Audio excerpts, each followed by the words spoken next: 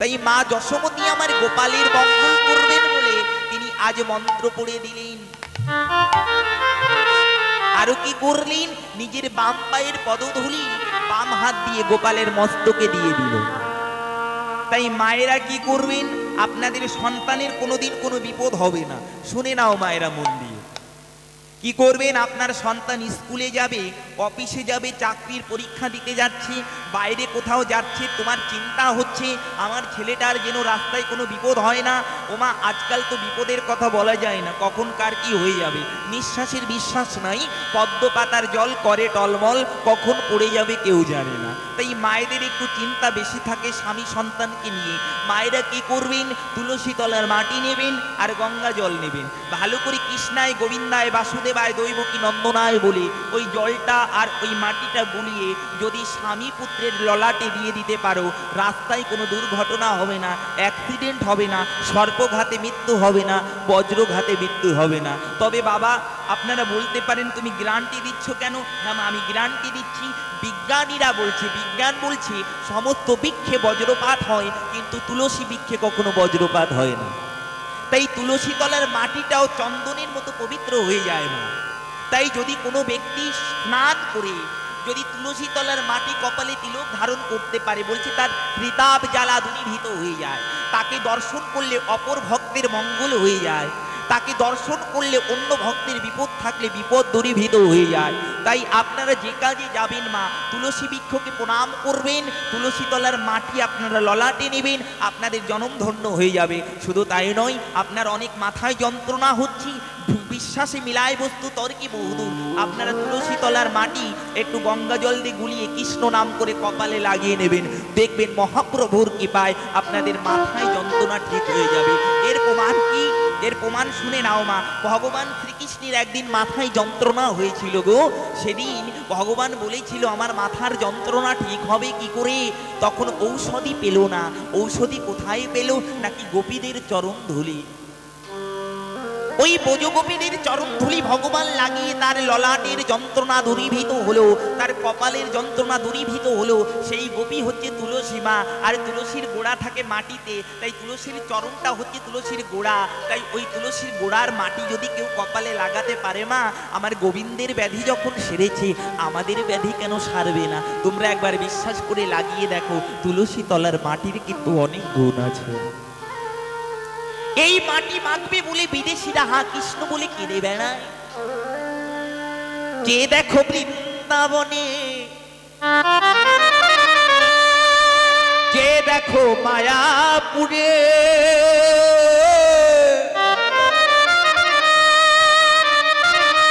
কত বিদেশিরা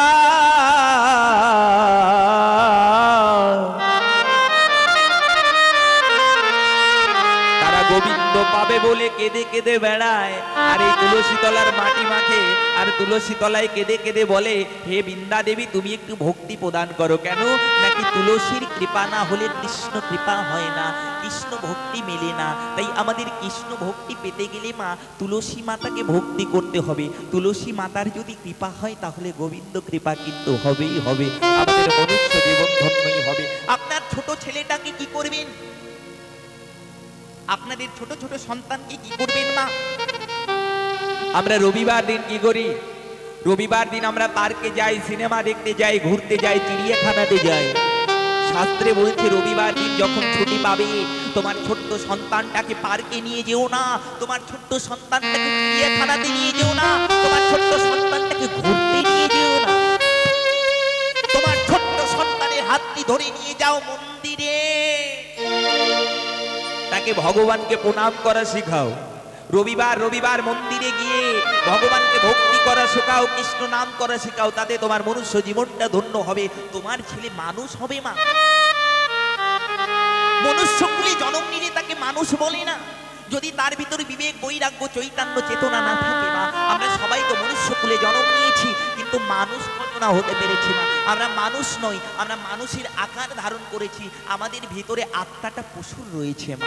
যদি পশুরই না হতো তাহলে নিজের ছেলে মাকে মেরে মাটির তলায় পুঁতে দিত না সম্পত্তির জন্য, নিজের মাকে ঘর থেকে বের করে দিত না সন্তান, এক মুঠো খাবার জন্য মা বাবা ঘুরে বেড়াতো না, বাপের বাড়ির কথা শুনে মেয়েরা শ্বশুর বাড়িতে আগুন লাগাতো না যদি তারা মানুষের মতো মানুষই হতো।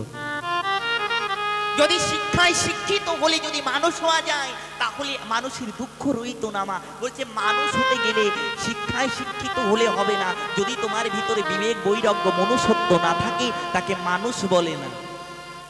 আগে মানুষ হতে গেলে আমাদের ভক্তিকে আশ্রয় করতে হবে। মা ভক্তি যদি আশ্রয় না করতে পারি আমরা মানুষ হতে পারবো না। তাই ছেলেটাকে তো বড় করছো, ছেলেটাকে শিক্ষায় শিক্ষিত করছো, টাকা ইনকাম করা মেশিন তৈরি করো না, ছেলেটাকে তুমি একটা মানুষ তৈরি করো, যে মানুষটা তৈরি হলে সমাজের মঙ্গল হবে, তোমার মঙ্গল হবে। শেষের দিনে তোমার সন্তান তোমাকে ঘর থেকে বের করে দেবে না। ও মা, আজকালকার দিনে মানুষ বড় বড় শিক্ষিত হচ্ছে, তারা দোতলা তিনতলা বাড়ি করছে, বাড়িতে বিলাতি কুকুর পুষছে, কিন্তু বৃদ্ধ মা বাবাকে খেতে দিতে পারছে। নিজের মা বাবাকে মা বাবা বলে না, কিন্তু শ্বশুর শাশুড়িকে মা বাবা বলে ডাকে। নিজের ভাইকে ভাই বলে না, কিন্তু শালা শালিকে ভাই বোন বলে ডাকে। নিজের মাকে পুজোতে কাপড় দেয় না, শাশুড়িকে কাপড় কিনে দেয়। নিজের মাকে একদিন এক গ্লাস জল দিল না, কিন্তু মা দুর্গার পুজোতে 10,000 টাকা দান করে দেয়। মা আরো কি হয় জানো, ওই শিবের মাথায় যে সময় জল ঢালার সময় আসে, এই পোড়ামুষ তলায় কিংবা তারকেশ্বরে চৈত্র মাসে শ্রাবণ মাসে ছেলেরা মেয়েরা হুইক দিয়ে জল ঢালতে যায়। আমি তাদের ডেকে ডেকে বলি, ওরে বাবার মাথায় জল ঢেলে তবেই লাভ হবে। তোর ঘরে যে বৃদ্ধ বাবা আছে তাকে কি এক বালতি জল স্নানের জন্য আগে তুলে দিয়েছিস? নিজের বাবাকে একদিন স্নান করবার জন্য জল দিলি না, ওই বাবাকে জল ঢালতে যাচ্ছিস। ওই বাবা যেন ডেকে বলে, ওরে আমার কাছে আসলি তোরা খালি খালি, তোদের কোনো লাভ হবে না। যদি জল ঢালতে হয় নিজের মাকে নিজের বাবাকে একদিন স্নান করা, তারপরে আমার কাছে আয়, তবেই তোদের লাভ হবে। নিজের ঘরের জ্যান্ত দেবতা মা বাবা তাকে পুজো করলাম না, কিন্তু মন্দিরে গিয়ে ঘটা করে কৃষ্ণ নাম করছি, হরি নাম করছি, মালা জপ করছি, অমন জপ করে কোনো লাভ নাই। এই মনুষ্য জীবনটা বৃথায় চলে গেল। আগে যদি ভজন করতে হয়, ঘরের জ্যান্ত দেবতা হচ্ছে মা বাবা, তাদের চরণ ভজন করো। তাদের চরণ ভজন করলে গোবিন্দ খুশি হবে, তাদের চরণ ভজন করলে ভগবান খুশি হবে। বলছে তাদের যদি খুশি রাখতে পারো তোমার আর কিছু করার দরকার নাই। কৃষ্ণ নাম না করলেও কৃষ্ণ তোমার কাছে চলে আসবে। ভগবান নিজে মা বাবাকে প্রণাম করতে, কিন্তু আজকালকার ছেলে পেলে মা বাবাকে প্রণাম করে না। একটু শিক্ষায় শিক্ষিত হলে পারে ভাবে আমি বড় জ্ঞানী হয়েছি, ধরাকে সরা জ্ঞান করে। মা মানুষকে মানুষ মনে করে না। ও মা, দিয়ে ধন বুঝে মন কেড়ে নিতে কতক্ষণ, এই টাকা পয়সা বাড়ি গাড়ি কিছু তোমার নয়, সবই পড়ে রবে। তোমার খালি হাতে একদিন চলে যেতে হবে। তুমি এসেছো একা, যাবে একা, তুমি দুদিন হয়েছো দোকা, এরা কিন্তু তোমার নয়। এটা মায়ার সংসার, বাড়ি তোমার, গাড়ি তোমার, কিছু তোমার নয়। দেখো মিথ্যে পরিচয়। তাই মহাজন বলছে, একদিন মাটির ভেতরে হবে ঘর রে মোনামা, কেন বাধ্য দালান ঘর রে মোনামা, কেন বাধ্য দালান ঘর।